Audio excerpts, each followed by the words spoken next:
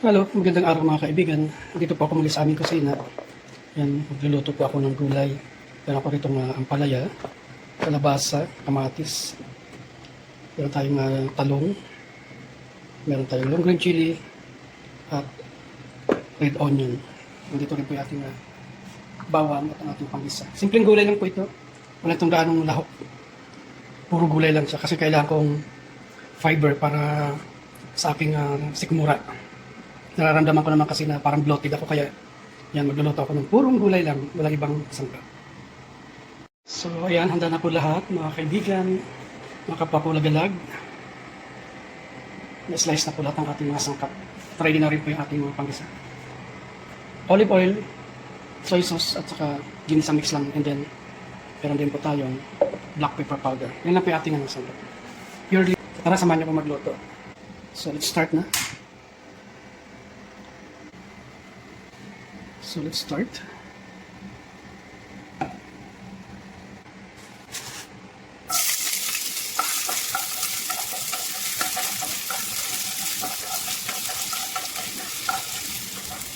Nga pala nakabili ako ng fresh ginger. Kaya ito, may ginger na naman po akong niluluto. Actually lahat po ng niluluto ko nakasabaw kapag inisa. Lagi pa ako naglalagay ng ginger.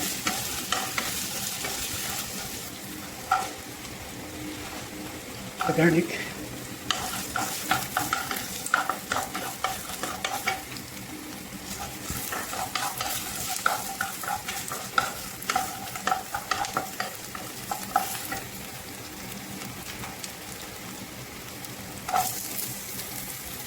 The red onion.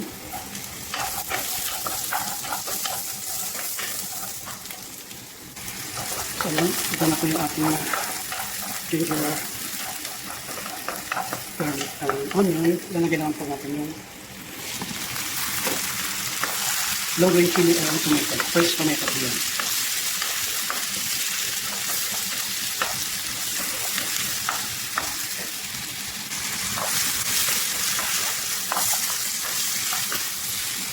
Let's season it with garlic powder.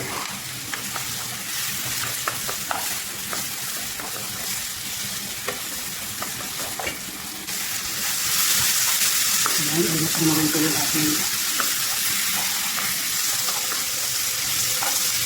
tomato and green chili. Pumpkin or kalabasa or squash.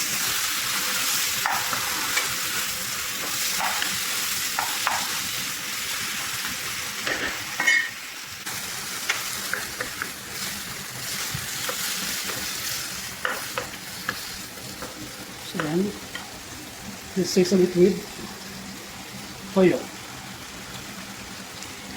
2 tablespoon of toyo ang nilagay ko. Tinansya ko lang. And let's cover it para maluto po yung ating kalabasa. So yan, after ng 1 minuto, check po natin. Ayan.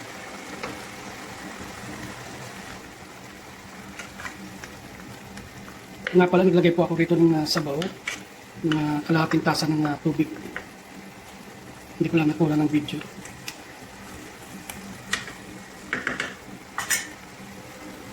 At this point, ilalagay ko na po yung ating ampalaya.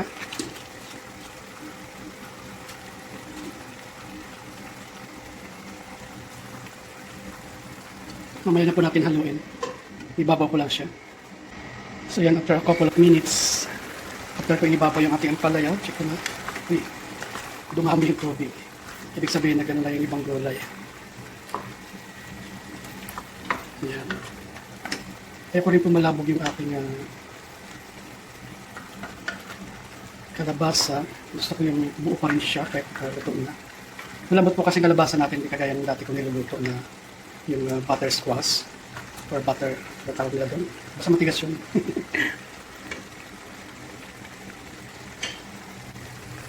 Tatakpan po ulit natin. Nalis ko lang po. Wait po ulit tayo na another couple of minutes. So at this point, bibisitahin po ulit natin.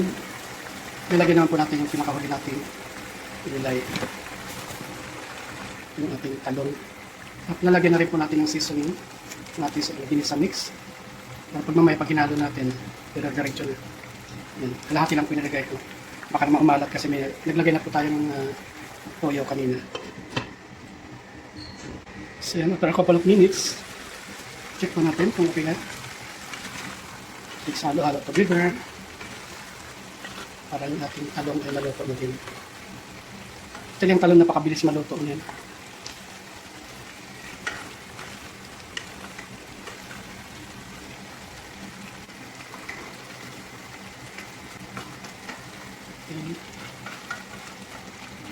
Nilapot ng kanyang soso dahil sa kalabasa. So ayan, paiigain lang po natin ng bahagya.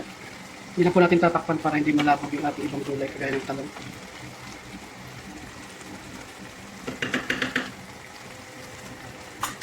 So ito mga kaibigan, hida na po. Pinapakuluan ko lang ng bahagya para medyo maiga ng konti yung sabaw. Pero hindi ko na pinapapakagay malabog yung ating talong. That's it.